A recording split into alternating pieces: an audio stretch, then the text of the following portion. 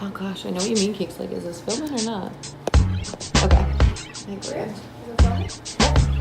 Lucy Lou, with my girl Drew, Cameron D and Destiny, Charlie's Angels, come on. Bring it. Right. So Sarah, tell us your life since university. When did we graduate even? 2016. So 2 years. So this is my third job in 2 years. So started working in marketing. It was a contract job for 6 months.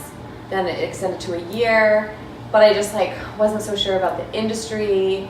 And then I went to a second job and I was there for about 6 months, and that was kind of the bad experience, I would say.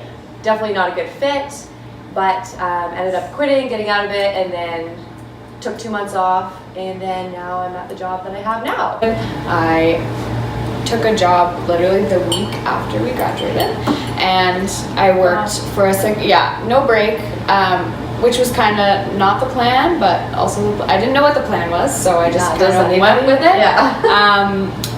So I worked for a psychologist because I really wanted to continue my psychology degree and do master's PhD.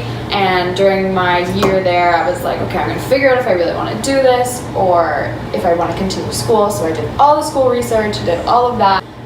Quit that because I was like, you know what, I need more experience and I really don't want this. And so went traveling, didn't have a job for quite a few months. So I'm currently in a job that I love. So far so good. I didn't think that I would find something like that so quickly. After university, I started working for a startup. I was super into startups. That was whatever, it was fine, only a few months, and then there's a startup and it just died, as most startups do. And then immediately after, I got a really good job at a company that was also a startup, and then it got acquired, so it was a success story for a startup, which was always something that I wanted to experience, and it was so cool, and I really did love it at the time. So after the acquisition, it started getting more and more corporate, which just wasn't the lifestyle or the culture that I liked anymore. And then on the other side, dance has always been my biggest passion, as it is for you guys too. Yeah. It's getting to the point where I couldn't do both well anymore.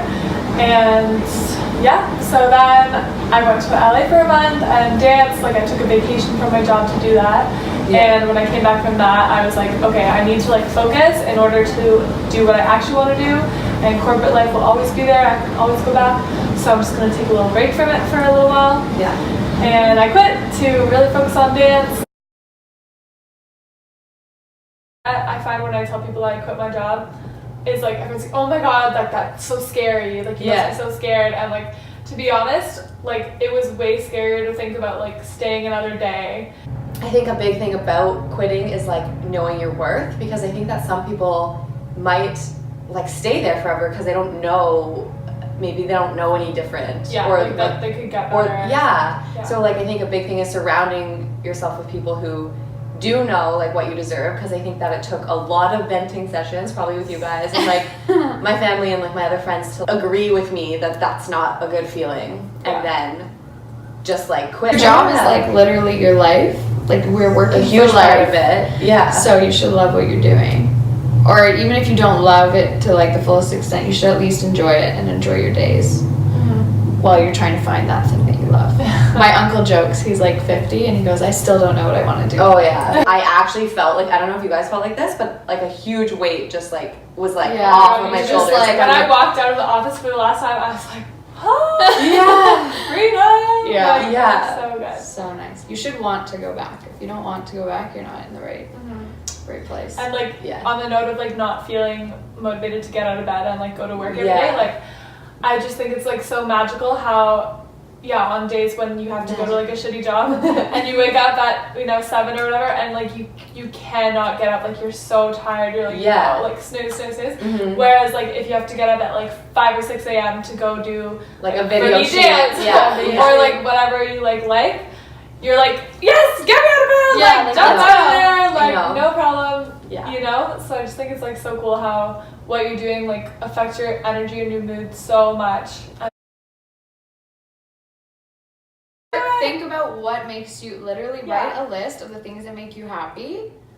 And look at which one of those can turn into a job or can be translated somewhat into a job. And then start looking for jobs like that. See if it's something that like you actually want to do. Yeah. And then if you're actually motivated by it, like if you're actually excited to look for this job, then if you can, quit and spend like quality time looking for something you actually want to do. I would say like work for free. Like work for free. Do, volunteer. Just do everything. Like get out in the community because that's how you like meet actually people, network like, properly. It's like if you do have a passion, like forget about whether that's like a moneymaker job. Like I would always say like marketing's my passion. Like okay, like kind of, but like not actually. Like dance is my passion, and like so if you have something like that that's like you love it, whether that's like playing guitar or like drawing or like I don't know, whatever random thing it is.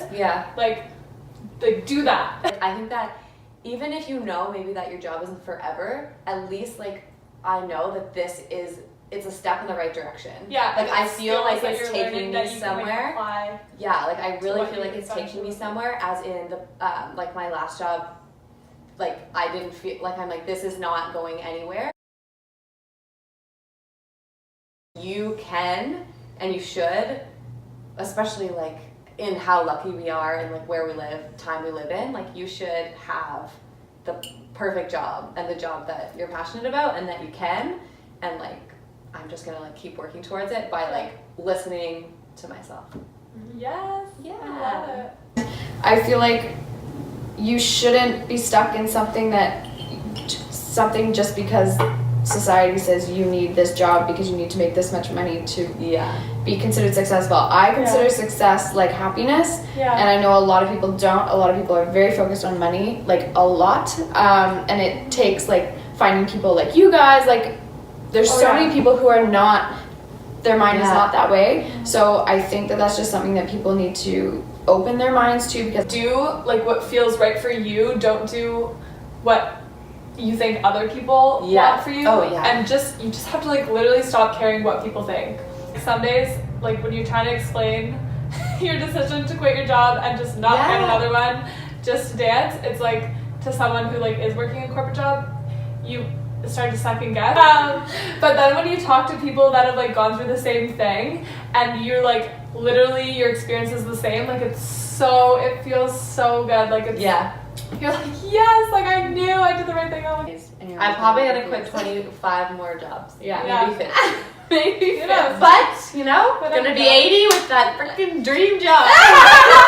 Be like, yes, I made it. But no, seriously. We'll all get there. We hope you enjoyed our chat today. We tried to dig in deep and give you an example of maybe one day if you find a tribe of your own, the conversations that you can have that you know, can help you feel a little bit better about the decisions that you make. So thanks for watching. Find your tribe. Yes, you do. Yeah. With my girl. Thank you.